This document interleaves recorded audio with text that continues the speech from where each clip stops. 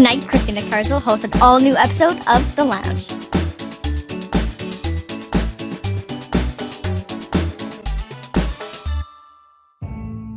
The following program may contain mature material some viewers may not find suitable. Viewer discretion is advised. It's The Lounge with Christina Carswell. Tonight, Christina welcomes Alex, also known as Axel, from the channel Swathed, Sarah from the channel Lyra Kylerin, and Sean, a professional QA video game tester.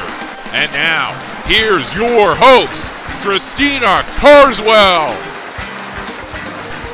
Welcome to The Lounge on Swap. I'm your host Axel, and joining me today from the ever-popular YouTube channel TOONDISE, we have Christina Carswell.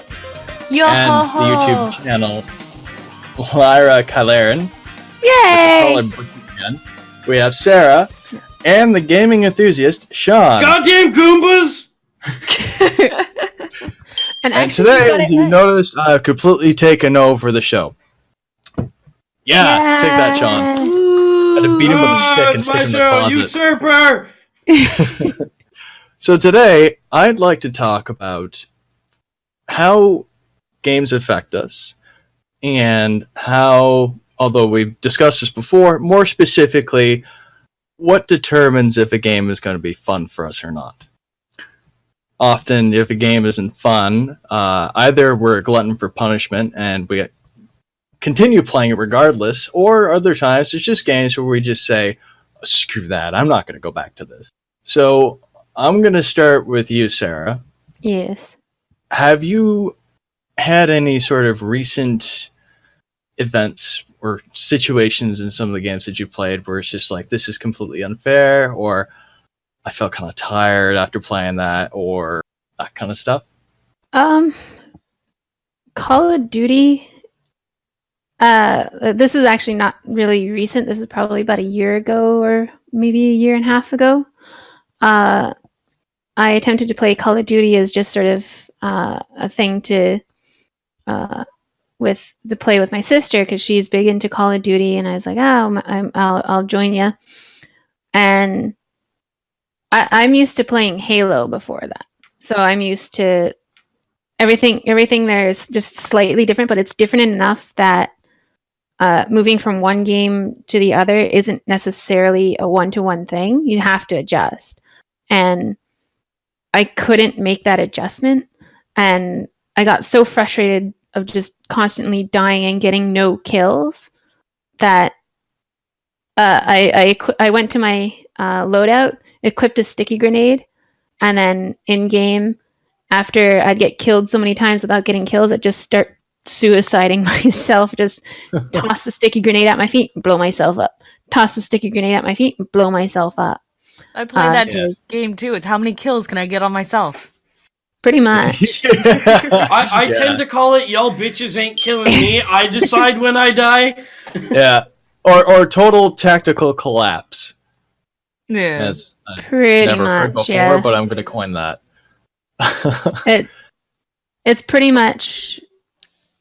I don't like strict single player games. I guess that's the same as you, Sarah, because that's like strictly single player, right? It's all based on what you can do rather than in a team.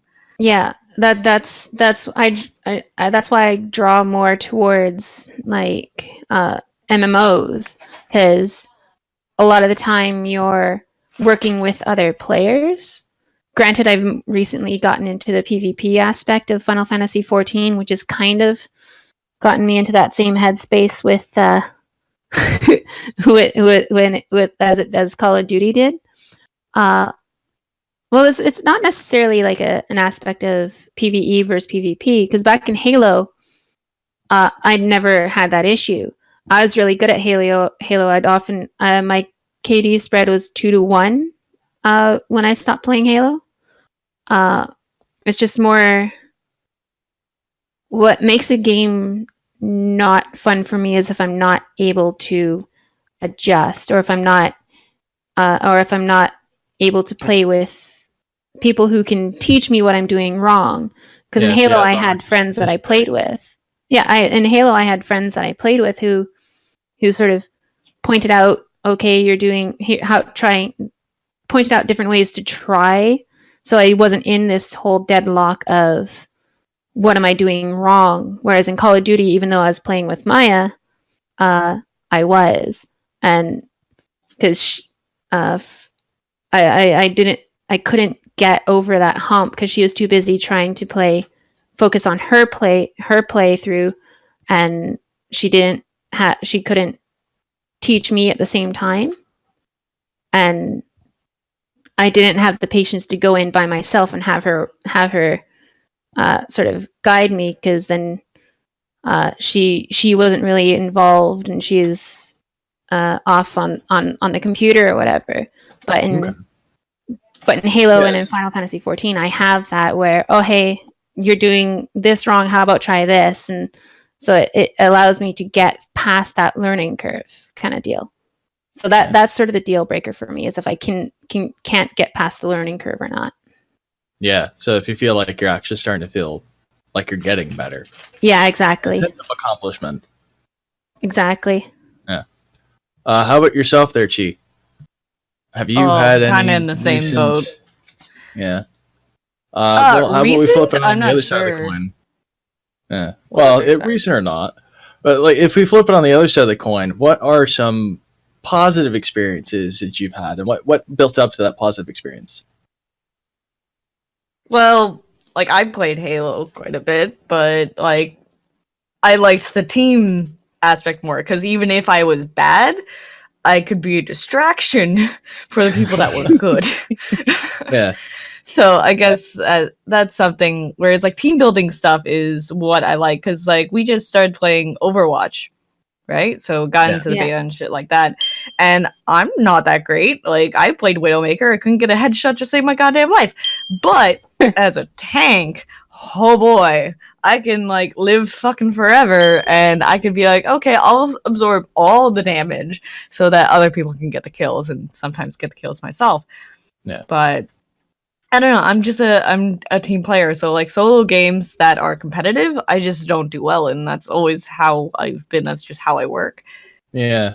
I'd rather what's interesting is that the example brought up earlier was what Call of Duty.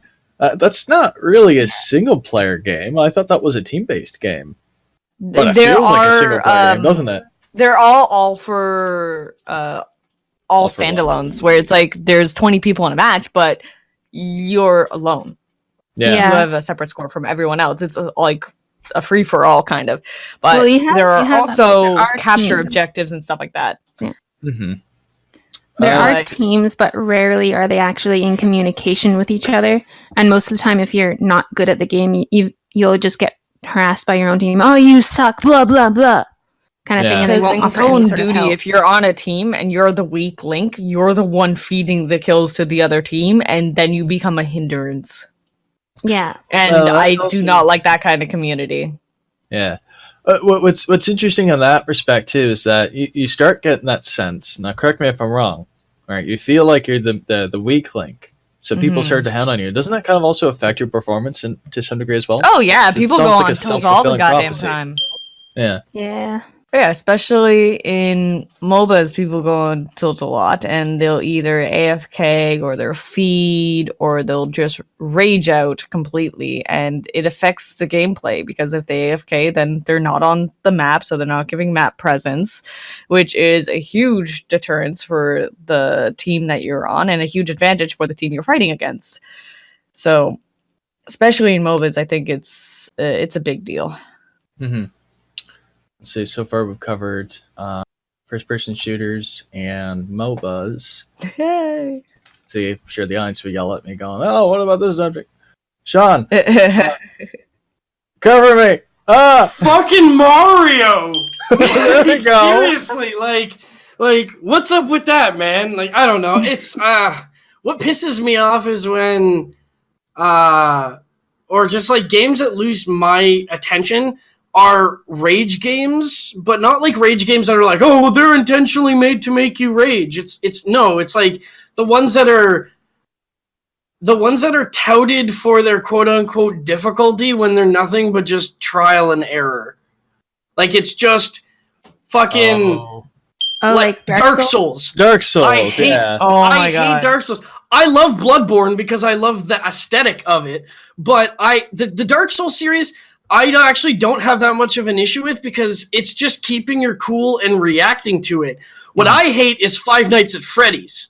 And I honestly don't know how that game fucking caught on because it's like, oh, but it's so spoopy because they come out of the fucking vents or the door and it's like, brah, jump scare. It's like, jump scares don't faze me.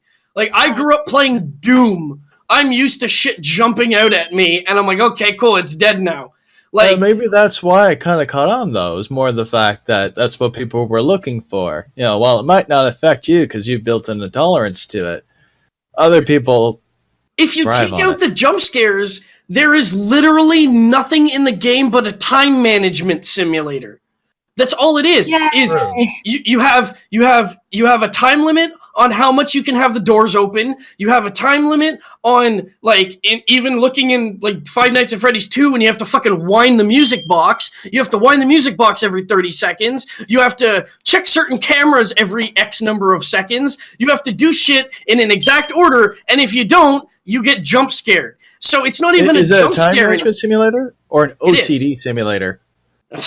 Fair enough. It's a multitasking simulator. It's just like, it's not fun because if I have to worry about too much shit, like I want to, if I die in a game, I want it to be my own fault. Whether it's in a MOBA where I get outplayed and I'm like, well, I shouldn't have gone in on that one. That was my bad. Like I fucked up. Yeah. Or if it's in a first-person shooter where someone can out-mechanics me, or if it's in, but Five Nights at Freddy's, it's like people counterpoint me and go like, well, you fucked up I fucked up because I didn't click the button at the exact right time. Like, what is this, DDR the jump scare edition? Like, I don't get it. Like, oh god, it's just like even QuickTime events are more fun to play than Five Nights at Freddy's. Like, I will gladly play fucking God of War over and over and over again. To press X to not die, and it's just Five Nights at Freddy's is completely lost on me. Yeah. I don't get the game. It's mainly because the game mechanic itself is stupid. Yeah. I never got into Five Nights at Freddy's just because I'm not one for jump scares or horror games. I'm the person who cowers, who fucking hid behind my brother as he was playing Resident Evil 4 because there's hordes of zombies chasing after him. I should also preface this that my whole thing of like fucking Mario right at the beginning of my spiel, I'm currently playing Mario Maker right now. Dare you reveal behind the curtain? Oh shit, yeah. Oh no! Oh, it's not. That's what the Wii U is fucking designed for. But like, actually, so yeah, you were talking about Mario itself is when people make like stupid levels where you have to have like pixel perfect jumps at every single fucking second. And I'm sure like that, like the more dedicated Mario players will be able to beat those levels, but I don't consider them fun. Yeah.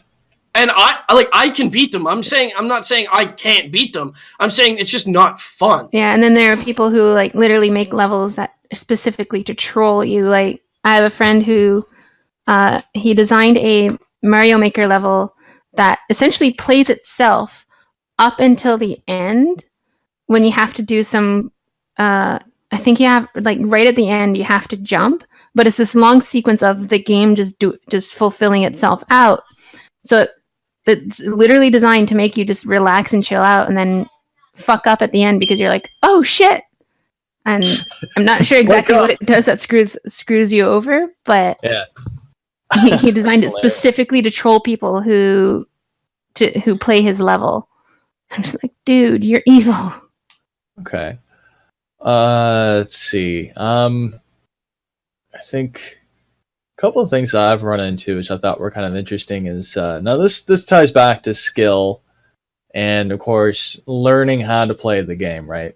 Something I find kind of frustrating sometimes is you play like you mentioned earlier. You were playing Overwatch recently. Mm-hmm. The thing that jumps out to me is just the feeling of like I'm playing with one of the heroes, and I can't help but feel that they're just underwhelmingly weak. It's just, oh, okay, I'm getting bored with this guy. I'll swap off to someone else. And then I see you someone fight else against playing them, and that they're hero. Stupid good. Yeah. fuck. Yeah. I feel you. Like, I how feel are you you. doing this? But do you know what that is, Alex? That's understanding a character at the mechanical level. Yeah. And that's just more, and that's where playstyle comes in, and that's why certain people excel. And like she explained earlier, where she was like, I don't like playing a fucking damage character. I like playing a tank because her playstyle is she just likes to soak up bullets. Yeah. You know, and Because I can't get a headshot to save my goddamn life. Yeah. Exactly. But someone like me who likes to play the more DPS-y characters is I just love like, DPS. yeah, put someone who does nothing but give headshots all day long, and I'm probably going to be playing a shit ton of Widowmaker, is all I'm going to be saying. Yeah. You know, so that it's just more of a personal play style than like if it's a game balance thing where like the character is underwhelmingly weak, then that's the developer's fault. But if the characters are all balanced all around, then it's more on just your personal play style. Because I don't like to play healing characters that often. I don't even like to play tanks. It's a completely tanks. different mindset. Yeah. Yeah, I just like to go in and I go like, all right, well, who's my target? They're dead. You know, like if someone's like, well, we need that stupid engineer who's on the control point, I'm going to be like, all right, cool. Well, let me just get a sniper and I'll shoot him. There, he's dead. you know? You know what's funny is when you switch over to healer, it's super depressing whenever you finally make it to the battlefield and everyone's already dead. Oh yeah, that happened Like, to me I can so heal often you. yesterday. Oh, but I'm inches off. Oh God. I seem to be really good at panic button healing. Like I'll be in the midst of a battle and my tank will pull too many mobs and everyone's about to wipe and it's like, oh shit, and I just go full throttle healing on everyone, just like flipping through all flipping through all of them, flipping through all my abilities and just like, I can do this. So I like healing when it does that because it gets so intense, but for the most part it's really boring. Yeah. Now, for the next topic, survival versus creative. Start with you, Sean. Well, it really depends. Yeah. Say, Like for example, you're playing Minecraft, right? Or Minecraft to me, I like playing creative more than survival. Okay. But that's just because I feel like the survival mechanic is kind of easy to get around in Minecraft. Yeah. Mainly because the creative side of it allows for you to create like infinite number of farms or infinite number of, you know, just you're like, oh, when food is the only thing that you need to upkeep, it becomes ridiculously easy. You're just like, but that's the thing is that if you look at a game like, I don't know, H1Z1 or like other games that have food, water, energy, you know, and other health, resources, and you have to like, and you have to like, you know, manage all of them, or like, because you could find a shit ton of food, but if you're running low on water and you have no water, you start kind of panicking because you're like, crap, I really need to find water more than anything, and your priorities kind of shift. Yeah. So, and as saying this, like I'm currently doing a playthrough of The Forest on my Twitch channel, and half the time I'm just wandering around because I have so much food that food isn't a care for me. So it comes to like where survival, there needs to be like a certain hook for me for survival. But once you actually get the survival mechanic down properly, I prefer survival to creative. However, if it's like a Lego building game like Minecraft, then the creative side is more fun because the creative engine is just more fun. Yeah. Do anything. How about yourself there, Chief? Creative or Creative what was the question? Survival, I got too into thinking about Minecraft. Yeah. What was it? What? The question is more survival. damn it, Oh, Chief. All right. survival or creative? Yeah.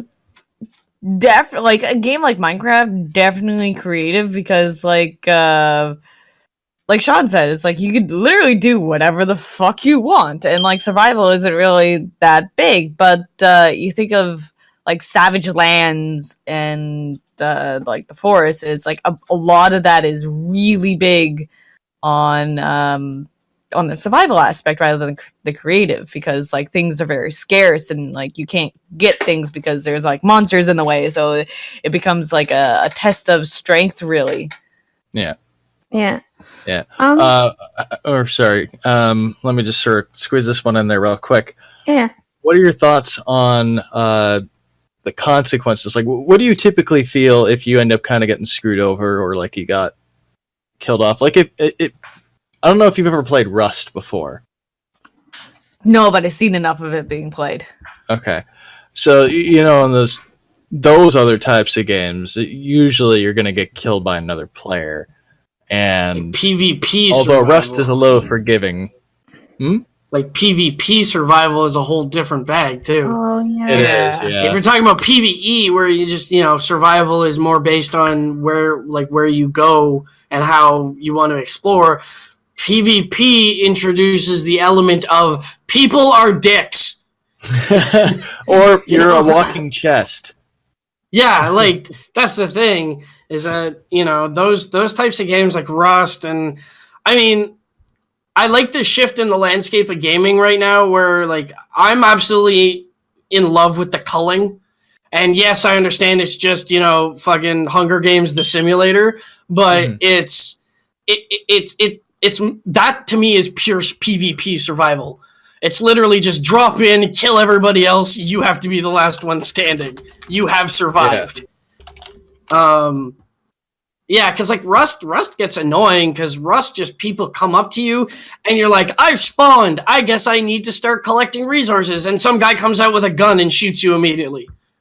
And you're like, well, this like is dull. fucking naked people running everywhere, and you're just like, what the fuck is this? And then Isn't they there steal everything giant of yours. dongs in that game? Sarah, was that Sarah? I have no clue. Aren't there giant dongs in that game? Like if people are naked, they're like legit naked. Well, yeah, they are legit naked. Now, the dongs are of various sizes. Basically, Oh you're yeah, I stuck heard with about what you this. got. Yeah, Yeah. they're like randomly generated sizes, and if you have a bigger dick, then you have a bigger hitbox. That's right. And you take more damage if you get shot in the dick. That sucks. I still think game developers really need to get on another level, and if you get shot in the dick, that should be a headshot. Like, I'm sorry, like any guy getting shot in the dick is dying from shock. Like, wasn't there a game that had that? It was called like Ball Shot or something like that. Oh yeah, that was one of its biggest. Sniper Elite 3. If you shot people in the testicles, it counted as a headshot, and it went into like an X-ray cam, slow mo bullet cam, and like you saw it go through. Like it was awesome.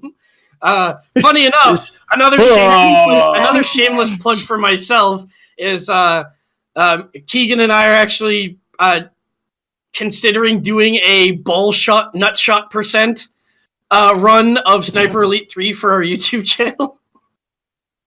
Oh god. Now, are you going to take guesses as to whether you punctured 1 or 2? No. It shows you. Oh, it does? You individually see the testicles and you see the bullet go through them. Oh, that's a little graphic.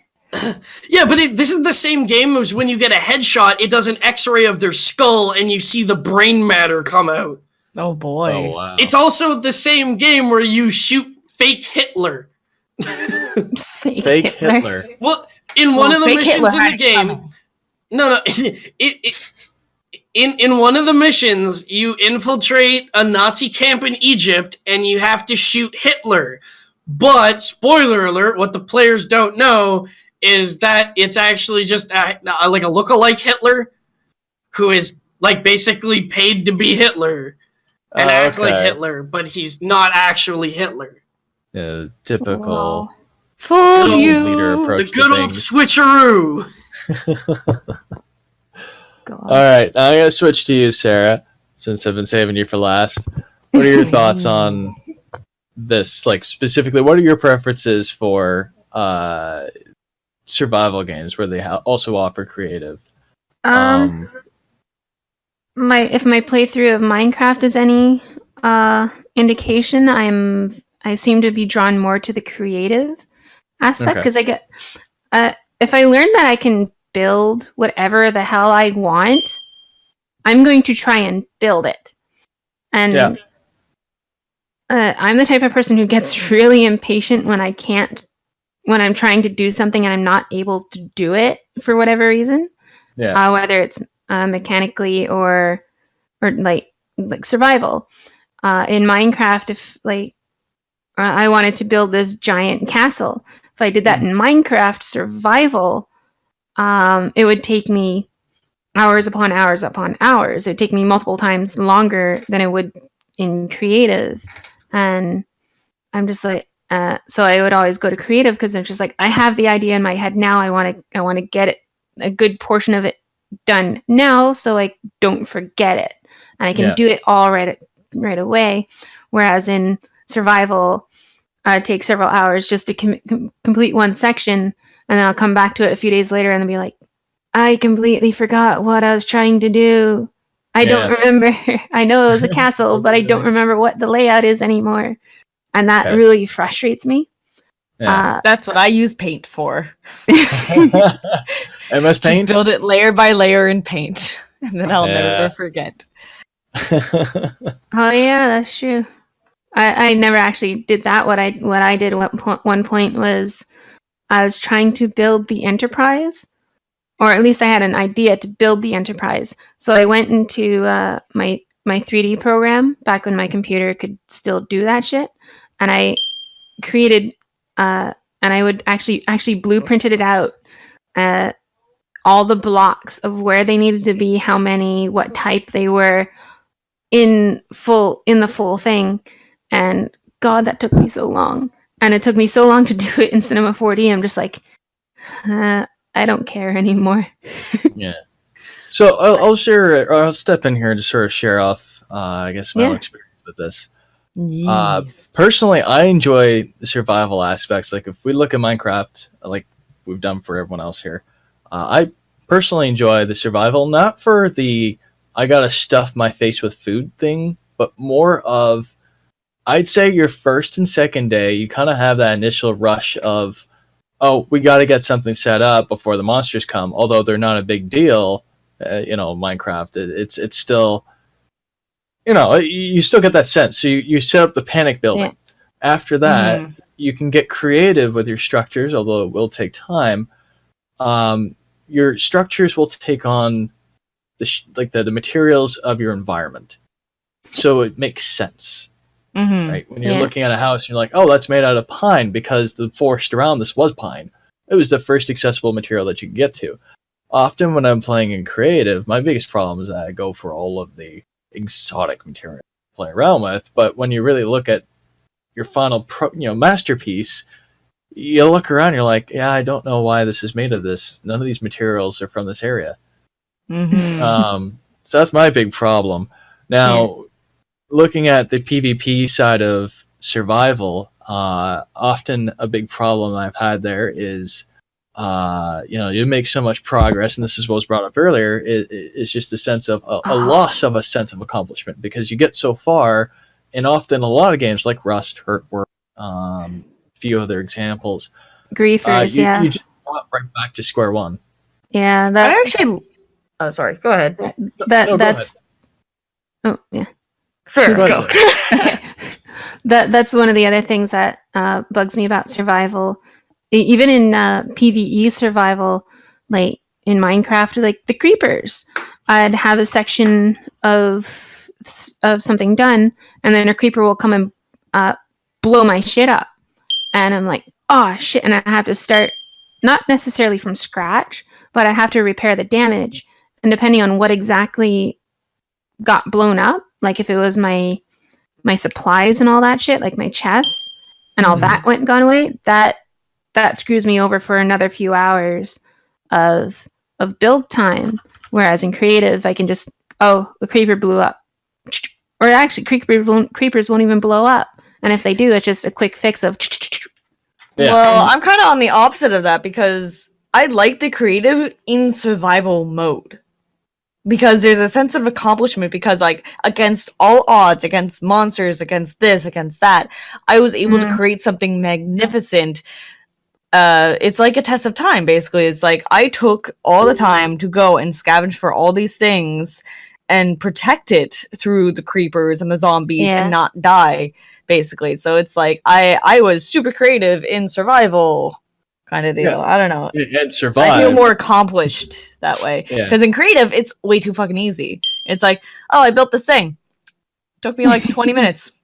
In survival, it's like, this took me 4 fucking weeks, man. It's glorious. See, and then, but the flip side is that this creative allows you to build way bigger scale things. And as someone who has gone on other or worked with other servers before, we've done like scale models of like the Taj Mahal, and that's what creative's like for. Yeah, but like it's something like that you can't really build in survival. No, that's true. That's the other flip side it's to it. the big scale stuff. Yeah, building an awesome house or a castle, it might take you a few days to a week or so in survival. But building like the World Trade Centers, or like building like actual things. I was actually on a survival server where they did this. They essentially made an entire city, and it was just 3 or 4 people. There's and they made it like that where it's pure survival. Entire city, and they did it all in survival. And I'm in there, and just like, how in the hell? Oh my god! Like just awestruck.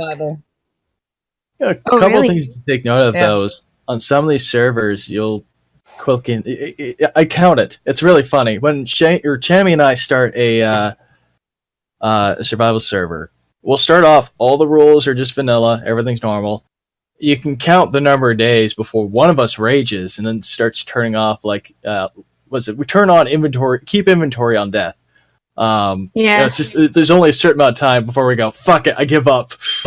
Well, is that's the difference between survival and hardcore survival. That's true, yeah. But like hardcore survival is kind of interesting in that point. It's like, how much can I build before I die? Yeah. Well, if you're smart, you never die. That's the thing. Hardcore survival though is fun because a buddy and I are going to be trying to do a 2-player, seeing if we can kill the Wither. So we're basically going through and we're playing it as hardcore survival. Oh. So if we both die, we have to restart the whole thing. And if one of us dies, then the other one still has to play. Yep. We were thinking about reaching out and making it like a 10-person thing, which will be interesting. A lot of creative effort, though. Yeah. All right. That's all the time we have for today. Be sure to follow us on social media at TOONDISE on Facebook and with the hashtag ToonLounge on Twitter. And if you're a fan of TOONDISE, make sure to support us on Patreon at patreon.com/ToonDice. On behalf of Christina, Sean, and Sarah, I'm Axel, and thank you for watching. See you next time, right here on the lounge. Bye. Such a classy outro.